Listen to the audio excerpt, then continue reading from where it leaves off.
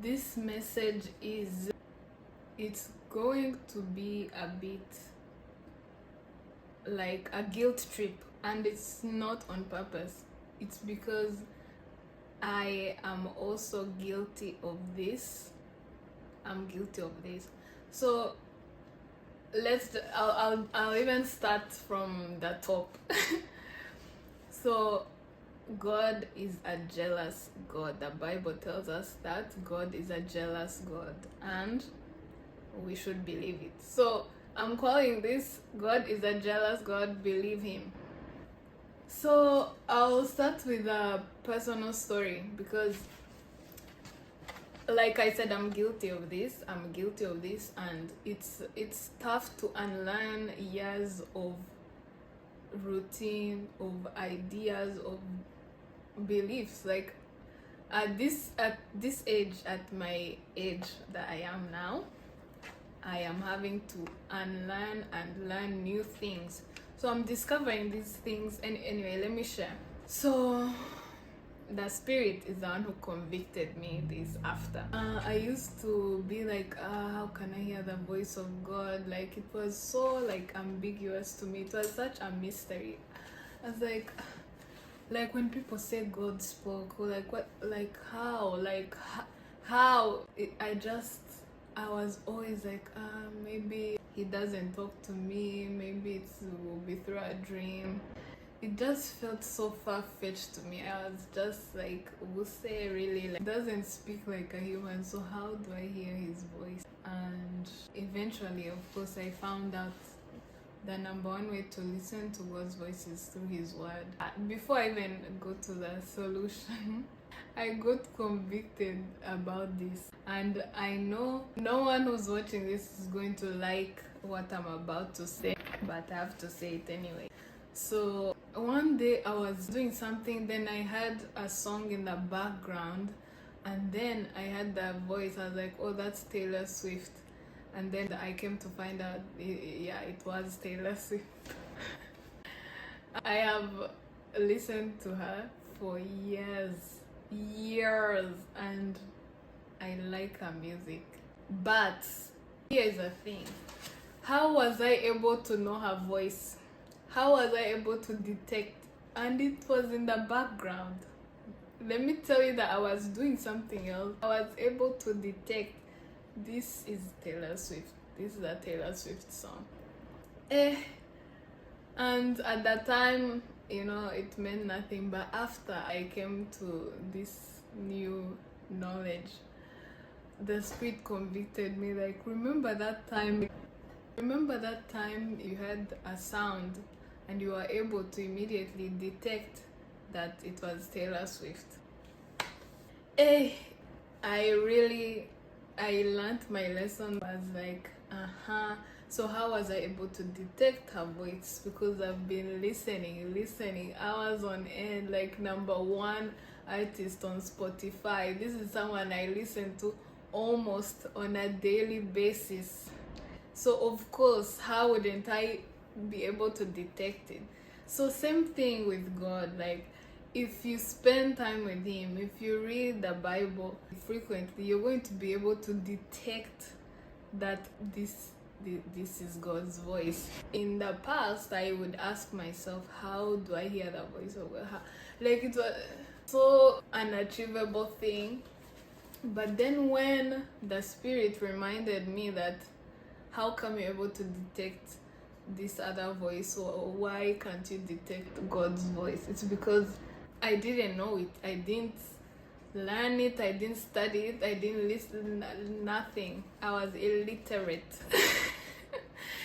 So anyway, that has changed. And that time that I was spending listening to my friend, listening to Taylor Swift, of course, naturally, when you come into this new understanding, number one, first place has to be God. He is jealous. He told us for us to know, so we better believe it and act accordingly. So I'm here to share this, right? Let me just start with saying this. God, the Bible, Christianity, it's not something that you sprinkle on top. This You figure it out for yourself. I can't tell you what your Christianity walk looks like, but all I know, it's not something that you sprinkle on top. God is your soulmate. That's how close and how intimate you have to be with God. Another thing is, like, some of us, even myself in the past, some of us will defend our favorite rappers, our favorite athletes, our favorite celebrities. Will defend them in public, in the comment section. And when someone is saying something about God or Christianity, we like radio silence. We're like, everyone is entitled to their, like, why are we relaxing? Why are we able to defend, let me even drop the name, how are you able to defend Beyonce, who, number one, does not even know you, sorry to say, but God knows you. If you have a relationship with God, He knows you. So wouldn't you rather defend someone who knows you, or wouldn't you rather defend God, because God is God and God is above all these people that we like? But wait, I'm not stopping here. I'm not telling you that these people are inherently bad. They just become bad when we concern ourselves with them more than we concern ourselves with God.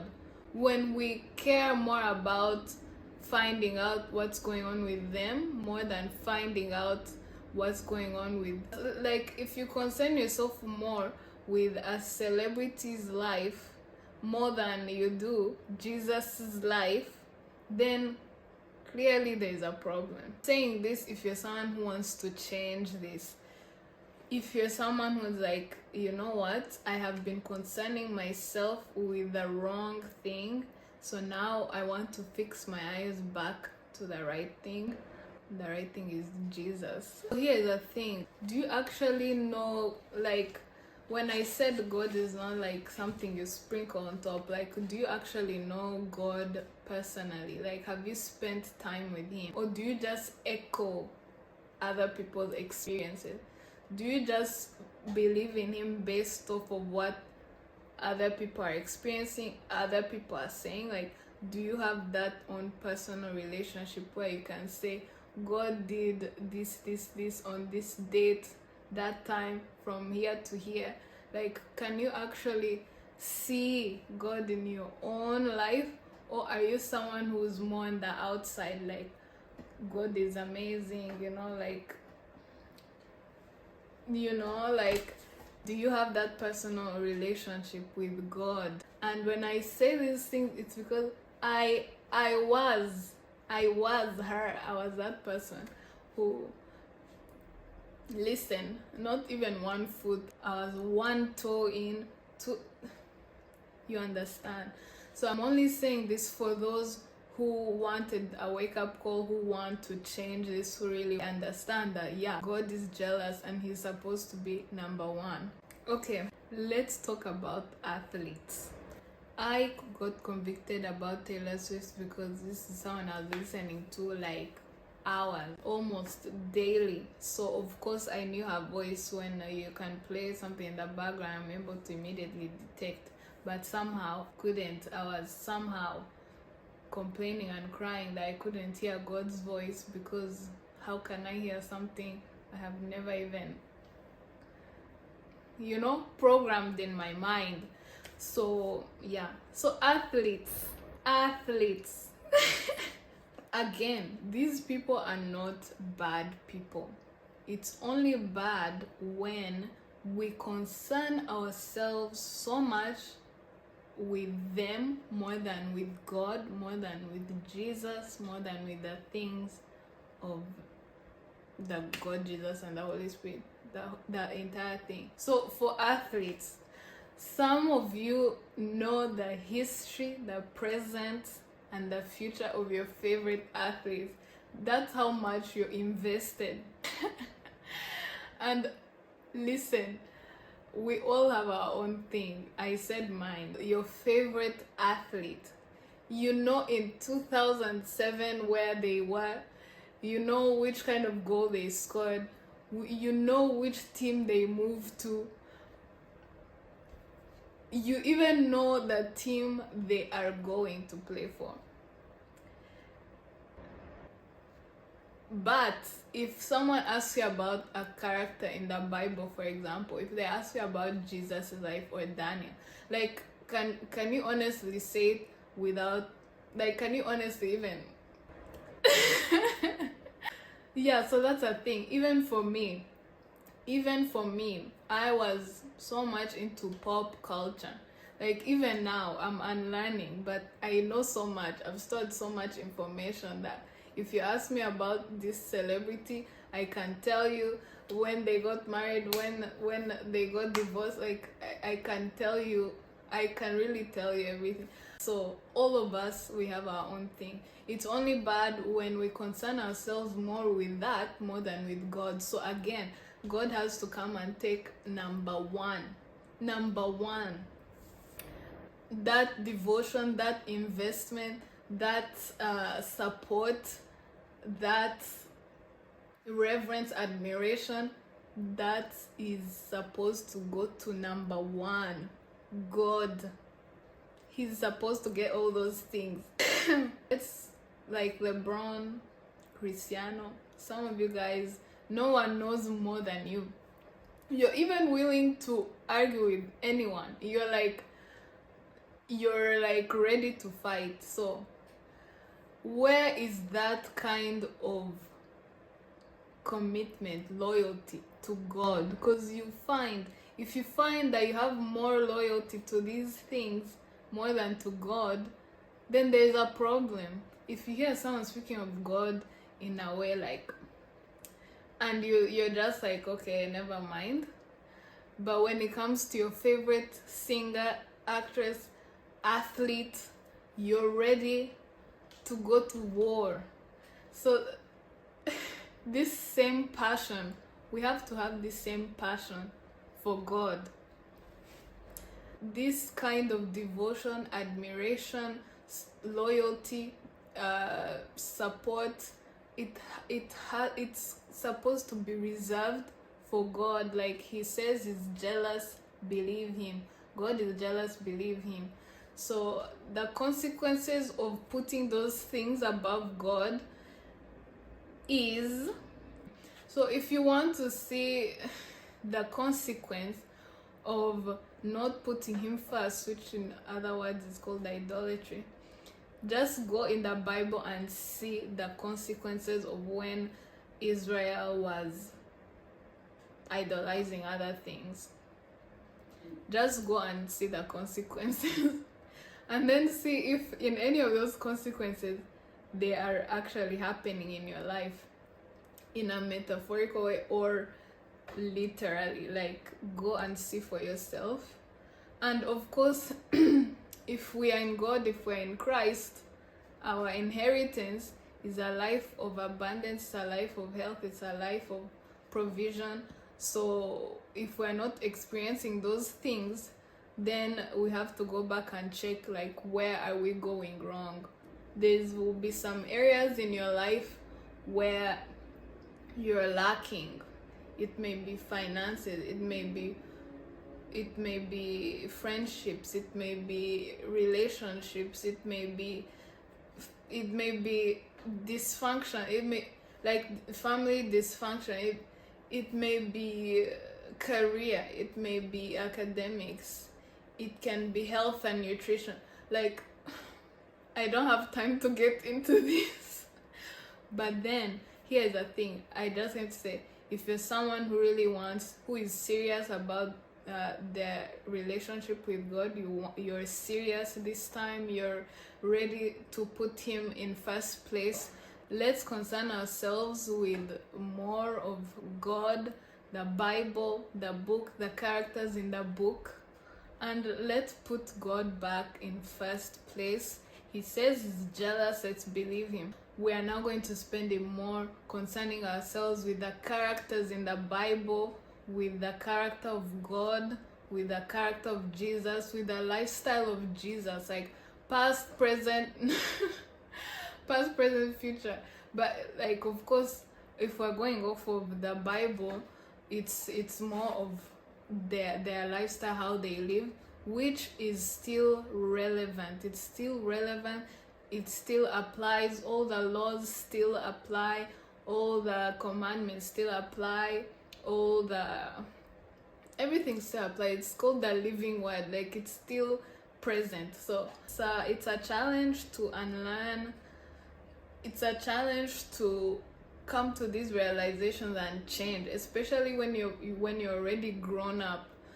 You've done these things for so long, but the joy is you have now and the rest of your life to live how you want to live in a way that's pleasing to God. Like, now you have the tools, you have the information, you have the strategy on how you're going to now apply these changes in your life. So that's the hope. God is jealous. I personally do not want to make God jealous. I want to keep him number one, same as you. If you're watching this, you also, I assume, you want to keep him in first place. So we are going to do that. We are going to go in our word. We are going to read the Bible. We are going to know these characters the same way you knew where your favorite celebrity was in 2012, in 2020, the same way you know their family. We are about to know the entire storyline of Israel, the entire storyline of how Jesus came, of how Jesus died. We are about to listen. We are about to be experts in this. Like, we'll be able to speak well in public to people who don't know him. We'll be able to defend. We'll be able to bring the stats. Like, that's how passionate we're about to be. This is how loyal we're about to be. This is how committed we are to being the church, to being ambassadors of Christ. This is how we're about to move.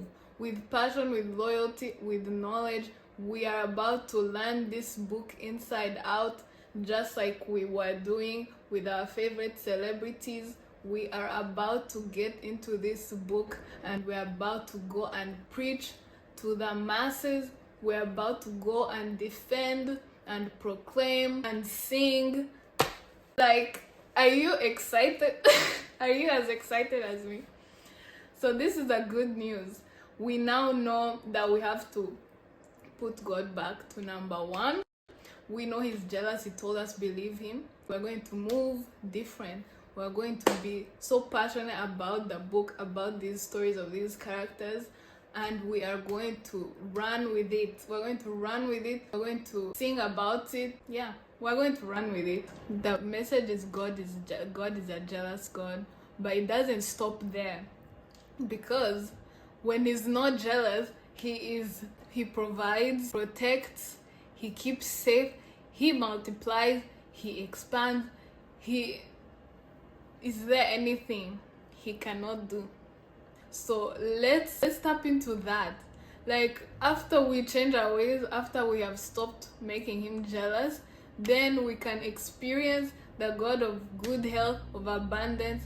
Really, there is no end to it. One last thing, so just like how people knew you were a fan of Kendrick, just how, like, people around you, they know, oh, she's a Beyonce fan, she is a Manu fan, he loves the Eagles. Like, just like how someone is able to just see that, just how much you share that you are a fan of this team, this person, we are about to be the same way for Jesus Christ. We are going to wear this on our t-shirts.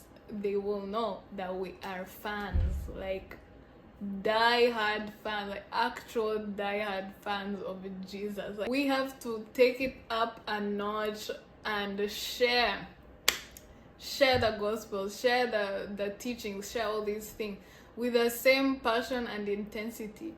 We have to let them know that we are number one devoted, no one more than us, like. But of course, to keep in mind that we have to have that intimacy, that close relationship with God. At the end of the day, He is number one. The message now is just that He's jealous. So remove all those things. You don't want God to be jealous. So let's be those people who they are going to be like, hey, whoa, he loves Jesus. Like, watch out. He loves Jesus. Like, that's how much. This is the passion. This is the intensity people are about to see. Thank you for watching. If this video has helped you in any way, please share, please subscribe, because the goal of this is to get as many people as possible as we can into this amazing journey of salvation. Like, we cannot enjoy this by ourselves. We cannot just save ourselves. And yeah, let's do this. Like, let's get as many people as we can into this like mindset. Like, we are about to be the #1 fans. Like, grab as many people as you can to help you, so that we are loud with this. We are loud, we are defending, we are proclaiming with intensity and passion. Like, the more the merrier, the more the merrier. So share.